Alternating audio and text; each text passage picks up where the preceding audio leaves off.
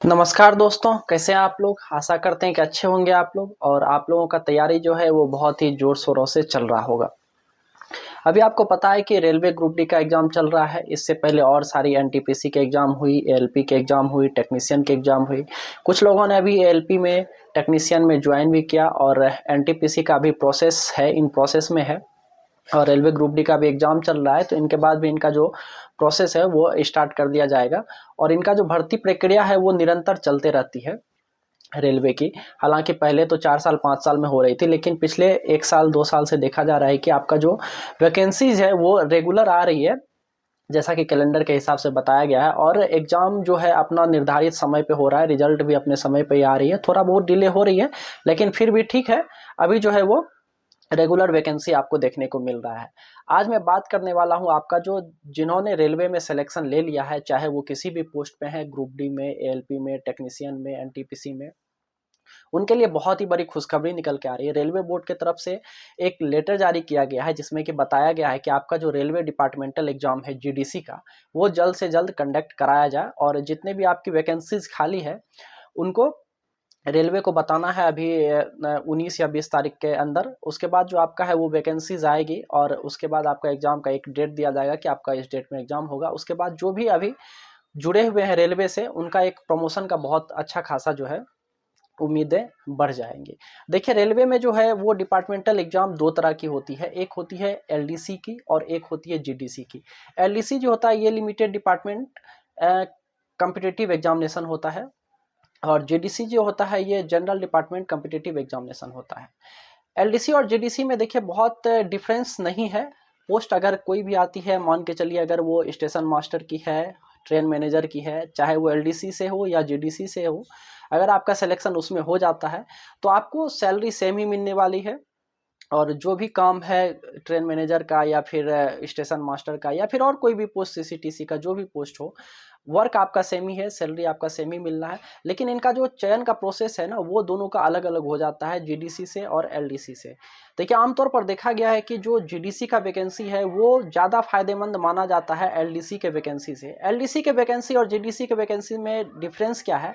LDC में जो है ये लिमिटेड आदमी को एक मौका दिया जाता है प्रमोशन करने का, कि जो जिस डिपार्टमेंट में रहते हैं उनको उसी डिपार्टमेंट का फॉर्म भरने का आदेश दिया जाता है कि आप इस डिपार्टमेंट का आदमी ही ये फॉर्म भर सकते हैं।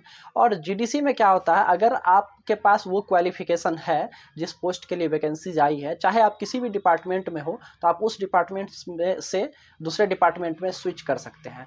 मान के चलिए कि जैसे मैं अभी आपको एक एग्जांपल दे रहा हूँ, जैसे किन्हीं को स्टेशन मास्टर बनने का शौक है, और स्टेशन मास्टर जो है वो ऑपरेटिंग डिपार्टमेंट का एक पोस्ट है। और कोई भाई मान के चलिए अभी ट्रैकमैन में है या फिर एसएनटी डिपार्टमेंट में है या फिर किसी भी डिपार्टमेंट में है, और उनको स्टेशन मास्टर बनने का अगर इच्छा हो अंदर से, तो वो एलडीसी के थ्रू नहीं बन सकते हैं। एलडीसी के थ्रू जो पॉइंट्समैन है या फिर जो ऑपरेट ये कॉमर्शियल डिपार्टमेंट के कुछ पोस्ट होते हैं उनको, और जो स्टंटिंग वगैरह काम करते हैं उनका, वो सब एलिजिबल होते हैं एलडीसी के लिए। और ये एलडीसी की जो वैकेंसी है वो निरंतर आते रहती है, साल 2 साल में निश्चित रूप से आपको देखने को मिलेगी। लेकिन ये जो जीडीसी की वैकेंसी है ये निरंतर देखने को नहीं मिलती है। मेरा आया लगभग 2.5 साल हो चुका है, 2.5 साल में जीडीसी के वैकेंसीज हुई है, लेकिन जिसमें कि एएलपी और टेक्नीशियन की वैकेंसीज आई थी और कोई वैकेंसीज उसमें नहीं थी। और उससे पहले भी मैंने पता किया कि 3-4 साल पहले से ही वैकेंसी नहीं आई है। तो लगभग 6-7 साल से आप मान के चल सकते हैं कि CCTC, station master, goods guard, इन सब की जीडीसी के थ्रू वैकेंसी अभी नहीं आई है साउथ सेंट्रल रेलवे में।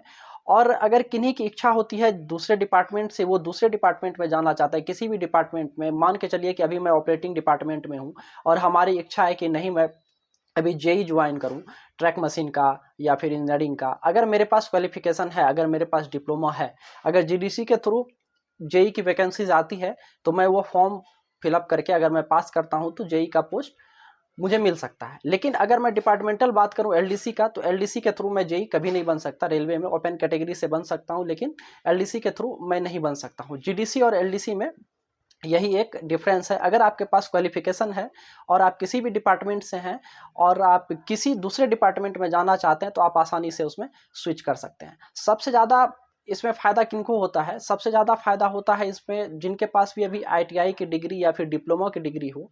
अगर वो बहुत ही आसानी से एक जॉब खोज रहे हैं डिपार्टमेंटल एग्जाम में, तो उनके लिए सबसे ज़्यादा फायदेमंद होता है एएलपी की वैकेंसीज। हर एक जगह देखा गया है कि डिपार्टमेंटल एग्जाम में जो एएलपी की वैकेंसीज होती है उसमें बहुत ही कम कट ऑफ जाती है एएलपी का, और उसमें आसानी से सिलेक्शन हो जाता है, क्योंकि एएलपी जो है वो लेवल 2 की जॉब है, और उसमें जो फॉर्म फिलअप कर सकते हैं वो लेवल 1 और 2 वाले ही भर सकते हैं। लेवल 3 वाले सब एलिजिबल नहीं होते हैं जीडीसी के थ्रू, जीडीसी हो या फिर एलडीसी हो। तो इसमें मोस्टली रेलवे के जो ग्रुप डी के जो छात्र हैं वही एलिजिबल होते हैं फॉर्म भरने के लिए। और बहुत सारे बच्चे का क्या होता है, इसमें मेडिकल स्टैंडर्ड जो होता है वो ए नहीं होता, A1 का नहीं होता है। और दूसरी की बात क्या होता है कि इसमें आपका जो है डिप्लोमा का जो डिग्री है वो बहुत सारे बच्चे के पास नहीं होता है, इसलिए जो इसका जो वैकेंसीज है बहुत ही अच्छी खासी आती है, लेकिन इसमें जो एलिजिबल कैंडिडेट होते हैं वो बहुत ही कम होते हैं, जिससे जो भी एलिजिबल कैंडिडेट है उनका सिलेक्शन आप बोल सकते हैं कि बहुत ही आसानी से वो एएलपी का पोस्ट ले सकते हैं, जीडीसी के माध्यम से या फिर एलडीसी के माध्यम से भी वैकेंसीज आती है एएलपी का। और उसके बाद सबसे ज़्यादा जो इसमें प्रॉफिट मिलता है वो ट्रैक मैन वाले को मिलता है, क्योंकि उनका जो एलडीसी है वो नहीं के बराबर ही आती है। कुछ पोस्टें आती है बहुत दिनों के बाद, वो जेई के लिए आती हैं, और इनके लिए कोई भी प्रमोशन का व्यवस्था नहीं है एलडीसी के थ्रू। और सारे डिपार्टमेंट वाला है कि उनका एलडीसी से वैकेंसी कुछ ना कुछ आते रहती है, तो वो अपना प्रमोशन कर लेते हैं। लेकिन जो ट्रैकमैन भाई हैं उनके साथ ये बहुत बड़ी समस्या है कि अगर वो ट्रैकमैन में आ गए हैं, बहुत अच्छे खासे नंबर लेके भी आ गए हैं, आपको पता है कि ट्रैकमैन का पोस्ट जो है वो कितना हार्ड वर्किंग वाला पोस्ट है। हालांकि फैसिलिटी और सैलरी सबको सेम ही मिलती है, लेकिन इनका जो पोस्ट होता है वो ज़्यादा हार्ड वर्क वाला होता है, इसलिए चाहते हैं कि जल्द से जल्द मेरा प्रमोशन हो जाए। तो इसीलिए जीडीसी की जो वैकेंसी है खासतौर पर देखा गया कि इसमें ट्रैकमैन भाई का ज़्यादातर सिलेक्शन होता है, क्योंकि वो ज़्यादा मेहनत करते हैं। और इन लोगों का वर्क जो होता है एक ग्रुप के साथ चलता है, 8 लोग 10 लोग 12 लोग मिल के जो है इनका काम करते हैं, और इनका जो रेस्ट और वर्किंग है वो एक ही साथ स्टार्ट होता है और एक ही साथ समाप्त होता है। तो इनका एक ग्रुप भी प्रिपेयर हो जाता है किसी भी वैकेंसी को फेस करने के लिए, और ये लोग ग्रुप के साथ अपना पढ़ाई भी स्टार्ट कर देते हैं, तो जिससे इनका सिलेक्शन बहुत ही अच्छा खासा हो जाता है ट्रैकमैन भाइयों का। तो एक बहुत ही अच्छी न्यूज़ निकल के आ रही है कि अभी आपका जो जीडीसी की वैकेंसी है वो मोस्टली सारे डिवीजन में और सारे जोन में आपको देखने को मिलेगा। और जीडीसी का ये खासियत है कि मान के चलिए कि आप साउथ सेंट्रल रेलवे में हैं और आप अभी गुंतकल डिवीजन में कार्यरत है, जैसे मैं अभी अपना बात कर रहा हूँ, और जीडीसी के थ्रू मान के चलिए अभी सीसीटीसी की वैकेंसीज आई है, और सीसीटीसी की वैकेंसी को मैंने पास कर लिया जीडीसी के थ्रू। और जीडीसी में एक बेनिफिट क्या होता है कि अगर ये जो है पूरे जोन में वैकेंसीज निकल के आती है, डिवीजन वाइज वैकेंसीज नहीं आती है, तो होता है कि आपको जो डिवीजन अलॉट होता है वो जरूरी नहीं है कि आपको गुंतकल डिवीजन ही मिले, हो सकता है कि हमको विजयवाड़ा डिवीजन मिल जाए, ये गुंटूर डिवीजन मिल जाए। अगर मान के चलिए अभी हमें विजयवाड़ा डिवीजन अलॉट हो जाता है सीसीटीसी में, तो मैं अपने घर के थोड़ा पास पहुंच जाऊंगा, यहाँ से लगभग 12 से 15 घंटा का जो रास्ता है वो मेरा कम हो जाएगा। तो ये भी एक अपॉर्चुनिटी रहती है जीडीसी के थ्रू कि अगर आपको आपके घर के पास वाला कोई डिवीजन अगर मिल जाए तो वो और ज़्यादा बेनिफिट हो जाता है जीडीसी के थ्रू। और एलडीसी में क्या होता है, ये डिवीजन से निकलता है कि अगर गुंतकल में मैं कार्यरत हूँ तो एलडीसी जो है वो हमेशा गुंतकल डिवीजन का ही मैं फिलअप कर सकता हूँ, और मेरा जो सिलेक्शन होगा वो हमेशा गुंतकल डिवीजन में ही होगा, तो मैं गुंतकल डिवीजन में ही रह पाऊंगा। जीडीसी से क्या होता है कि मैं दूसरे डिवीजन में भी स्विच कर सकता हूं। और जीडीसी में क्या होता है कि सारे डिवीजन का मिलकर वैकेंसीज आती है, तो अच्छी खासी वैकेंसीज देखने को मिलती है, जिससे कि सिलेक्शन लेना भी थोड़ा आसान हो जाता है। जीडीसी में क्या होता है कि आपका जो सिलेबस है वो जो आप ओपन कैटेगरी से पढ़ के आए हैं, चाहे आप किसी भी पोस्ट पे आए हैं, ग्रुप डी हो, टेक्नीशियन हो या एनटीपीसी हो, किसी भी पोस्ट पे हो, वही सेम क्वेश्चन आपको पूछा जाता है, सेम सिलेबस रहता है, उसका सिलेबस बता दिया जाता है, इतने मैथ्स, इतने रीजनिंग, इतने करंट अफेयर्स, इतने जीके पूछे जाएंगे। लेकिन एलडीसी में क्या होता है ना, वो डिपार्टमेंटल रिलेटेड सारा क्वेश्चन होता है, तो उसको आपको अलग से पढ़ना पड़ेगा। लेकिन आप अगर ओपन कैटेगरी का तैयारी कर रहे हैं तो जीडीसी में आपका अलग से कुछ भी नहीं पढ़ना है, थोड़ा सा क्वेश्चन का पैटर्न लो हो सकता है, हाई हो सकता है, बस इतना ही होता है। लेकिन जो ओपन कैटेगरी में आपका सिलेबस है वही जीडीसी में आपका सिलेबस रहता है। और देखिए सबसे बड़ी बात यह है कि जीडीसी में कौन लोग फॉर्म फिलअप कर सकते हैं और एलडीसी में कौन लोग फॉर्म फिलअप कर सकते हैं। एलडीसी में देखिए कोई भी वैकेंसीज आती है तो आपको मिनिमम 2 ईयर्स का सर्विस मांगा जाता है, चाहे वो किसी भी पोस्ट पे, किसी भी डिवीजन में, किसी भी पोस्ट पर आए, आपको मिनिमम 2 साल की सर्विस तो करनी ही करनी पड़ती है।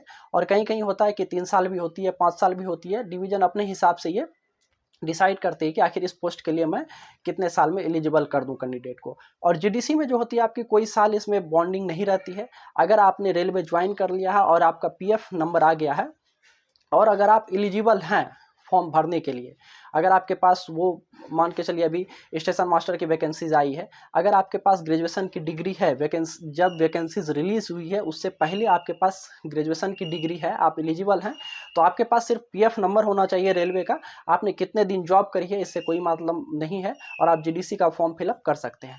तो ये बेनिफिट है जीडीसी का और एलडीसी का। जीडीसी से ये बेनिफिट है कि आपको अलग से कुछ भी नहीं पढ़ना पड़ेगा, ओपन कैटेगरी जो आप पढ़ के आए हैं वही आपको वहाँ भी पूछा जाएगा। दूसरा ये बेनिफिट है कि अगर आप अपने डिपार्टमेंट से दूसरे डिपार्टमेंट में जाना चाह रहे हैं तो वो भी आप आसानी से इसके थ्रू जा सकते हैं। तीसरा बेनिफिट ये है कि आपका डिवीज़न भी चेंज होने का बहुत अच्छा खासा इसमें मौका मिलता है कि आपका डिवीज़न भी चेंज हो सकता है, जिससे आप हो सकता है कि अगर आपका लक अच्छा हो तो आप अपने घर के पास भी पहुंच सकते हैं। जीडीसी का ये बेनिफिट है, और बहुत दिनों के बाद जीडीसी की वैकेंसी आ रही है तो उम्मीद हम लोग ऐसा करके चल सकते हैं कि जीडीसी की वैकेंसी बहुत अच्छी खासी आएंगी। मिलते हैं नेक्स्ट वीडियो में, तब तक के लिए धन्यवाद।